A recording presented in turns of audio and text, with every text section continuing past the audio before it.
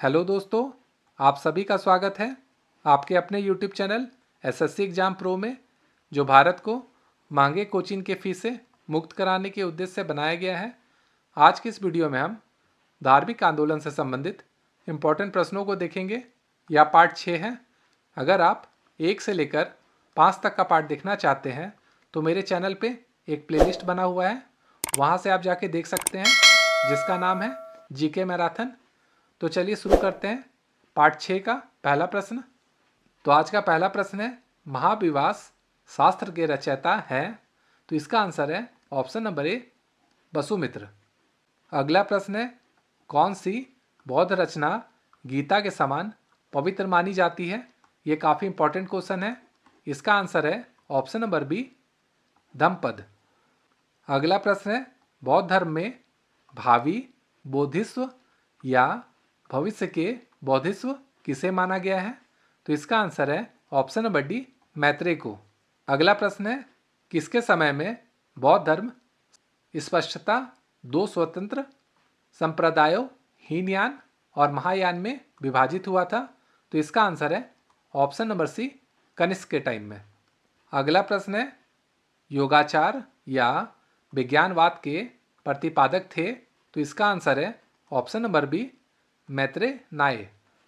अगला प्रश्न है, भारत से दक्षिण की ओर के देशों में बौद्ध धर्म का कौन सा संप्रदाय प्रचलित हुआ था?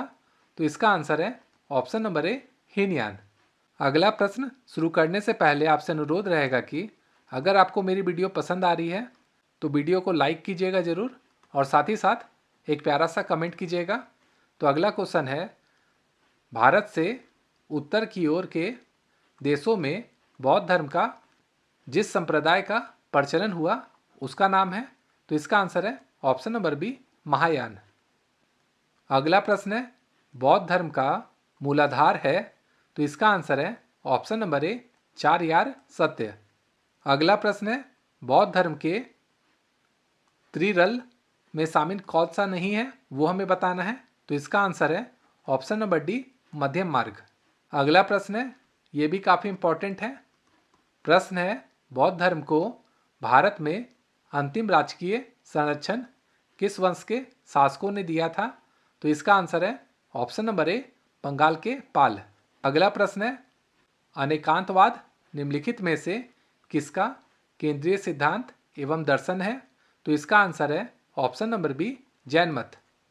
अगला प्रश्न है, महान धार्मिक घटना महामस्तकाभिषेक निम्नलिखित में से किससे संबंधित और किसके लिए की जाती है? तो इसका आंसर है ऑप्शन नंबर ए, बाहुबली।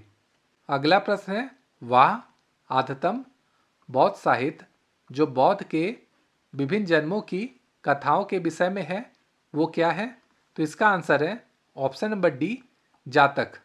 अगला प्रश्न है, जैन दर्शन के अनुसार सृष्टि की रचना एवं पालन पोषण किससे हुआ था, यह हमें बताना है। इसका आंसर है ऑप्शन नंबर बी, सार्वभौमिक सत्य से हुआ था। अगला प्रश्न है, निम्नलिखित में से कौन सा बौद्ध पवित्र स्थल निरंजन नदी पर स्थित है? तो इसका आंसर है ऑप्शन नंबर ए, बोध गया। आपको कमेंट में बताना है ये किस राज्य में पड़ता है। अगला प्रश्न है, गौतम बुद्ध का गुरु कौन था? ये भी काफ़ी इंपॉर्टेंट क्वेश्चन है। इसका आंसर है ऑप्शन नंबर बी, अलार कलाम। अगला प्रश्न है, प्राचीन भारत इतिहास के संदर्भ में निम्नलिखित में से कौन सा बौद्ध धर्म और जैन धर्म दोनों में समान रूप से विद्यमान था? यहाँ पे 3 दिया हुआ है, चलिए देखते हैं। यहाँ पे दिया हुआ है, पहला में ताप और भोग की अति का परिहार, ये गलत है। उसके बाद दिया हुआ है वैध प्रमाण के प्रति अनास्था, ये सही है। और तीसरा है कर्मकांडों की फलवत्ता का निषेध, ये भी सही है। इसका मतलब कथन 2 और कथन 3 सही है। तो इसका आंसर हो जाएगा ऑप्शन नंबर बी, केवल 2 और 3।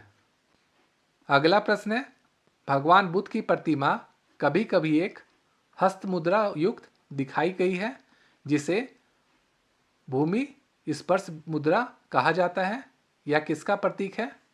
तो चलिए कथन को देखते हैं। मार पर दृष्टि रखने एवं अपने ध्यान में विघ्न डालने से मार को रोकने के लिए बुध का धरती का आगमन। ये कथन सत्य है।